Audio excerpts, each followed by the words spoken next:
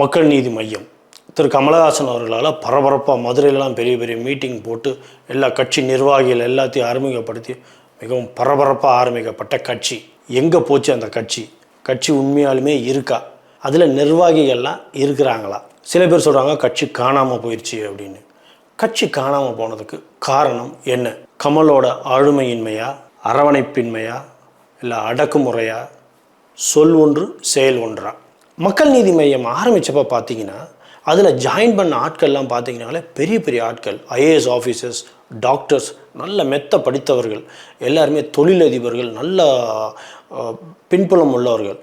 இவ்வளோ பேர் இந்த கட்சியில் ஜாயின் பண்ணாங்களே, எல்லாரும் எங்கே போனாங்க? இவங்கெல்லாம் கட்சியை விட்டு வெளியில் போகிறதுக்கு காரணமாக சொல்லப்படுற சங்காயா சொல்யூஷன் யார்? எதுக்கு இவங்களெல்லாம் டிஸ்டர்ப் பண்ணி இந்த கட்சியை இன்றைக்கி இந்த நிலைமையில் கொண்டு வந்து விட்டுருக்காங்க?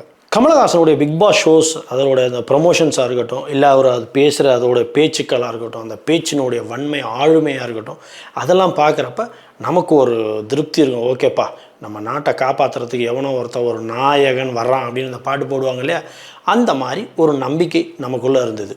திராவிட கட்சிகளுக்கு மாற்றா ஒரு ஆள் இருக்காரியா? ரஜினி வருவார்னு பார்த்தோம், கட்சியில் நம்மளை ரஜினி ஏமாற்றிட்டார்.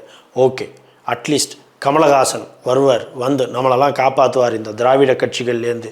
மக்கள் நீதி மையம் கமலஹாசன் வந்து ஓகே அந்த இடத்த ரீப்ளேஸ் பண்ணுவார். காதல், கவிதை, கட்டுரை, கலை அப்படின்னு சொல்லி பல கலைகளை தன்னகத்தே கொண்ட கமலஹாசனுடைய கைகள் கொண்ட அவரோட சிம்பல் அவரை காப்பாற்றிச்சா? இல்லை